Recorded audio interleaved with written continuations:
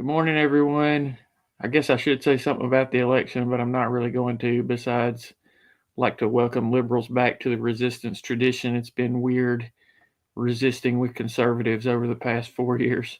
It's much more comfortable to resist with liberals, and I wish both sides would uh, get out of duopoly thinking. Anyway, I'm introducing my new venture called HSH Automotive Diagnostics, which is going to be a 1 day a week business on Sundays. It's going to work like a law firm. It's free initial consultation, $100 an hour after that. I'm going to do electrical and engine performance diagnostics and minor repairs for $100 an hour for as long as it takes. I'm also going to be doing consulting, automotive consulting on purchasing vehicles, repairs, what type of tires to buy, just about anything that has to do with automotive technology or the automotive industry. I'm going to do consulting on, also $100 an hour. Um, so that's my thing. Today I want to introduce a couple of tools from the trade. This is what's called a scan tool.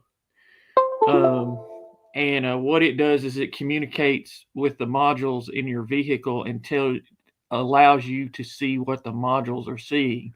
So one of the things that engine performance computers do is they monitor the richness or the leanness, the fuel mixture of the engine, and I can use this tool to see what the oxygen sensors are seeing, whether the engine is running lean, whether the engine is running rich, that sort of thing. I can also do things like look at how the accelerator pedal is working. I can look at a lot of different things on this. There's hundreds of PIDs. They're called PIDs. There's hundreds of PIDs on this. They can be graphed. You can see exactly what the engine is doing, and you can use that to diagnose the engine. Another tool that I have is this. It's called a scope, and a scope allows you to see different types of sensors and uh, actuators that have a waveform type of um, signal.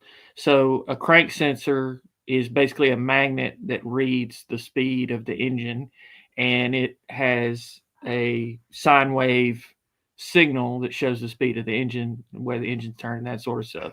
So you can test the crank signal using the scan tool. Another thing it also does, it allows you to look at the CAN bus.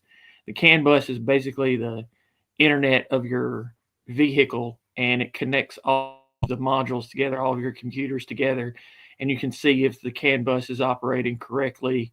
And if it's not, you can unplug modules to see which module is causing the CAN bus to operate incorrectly. So that's the purpose of the scope. This can also be used as a digital voltometer, which would tell you you can look at amperage draws. If a vehicle has a parasitic draw, you can look at amperage draws. You can look at resistance of particular components. You can do voltage drops on particular components to see if they're pulling too much voltage and see if they're faulty. Finally, and this is probably a tool that a lot of people haven't seen, this is a power probe, and it's like a digital voltometer in that it does read voltage, and it'll beep on volts and ground. So one of the advantages of this, sometimes you have a bad ground, it's hard to find that ground. Well, this, you can just stick it on a ground. If it's a good ground, it'll beep at you and it'll let you know.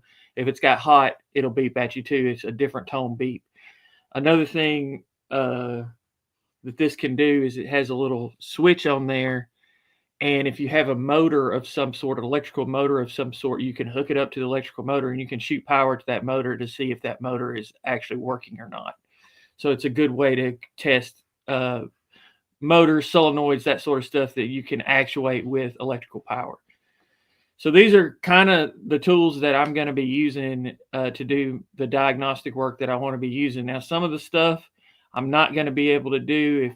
I think somebody told me they had a knock sensor code the other day. They changed the knock sensor and the code came back. Well, it's probably because the vehicle is knocking.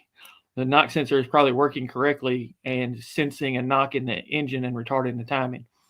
So that could be caused by a couple of things. It could be caused by too advanced timing, or it could be caused by a mechanical problem within the engine.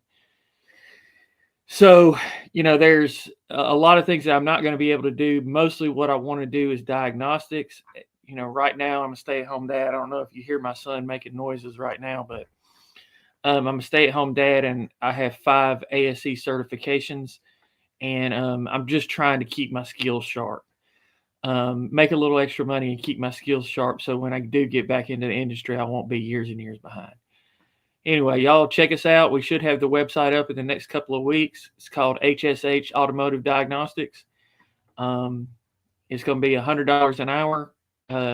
Like a law firm, initial consultation is free, and it's $100 an hour after that for as long as it takes. So engine diagnostics, engine performance diagnostics, electrical system diagnostics can take 6 to 7 hours to figure out sometimes. Sometimes it takes 30 minutes. Sometimes it takes 6 to 7 hours. So it just depends on how difficult or how complex of a situation it is. Anyway, so HSH Automotive Diagnostics, be on the lookout for the new website coming up. Going to try to get going on this really intently after the first of the year, and we'll see y'all next time. Peace, y'all.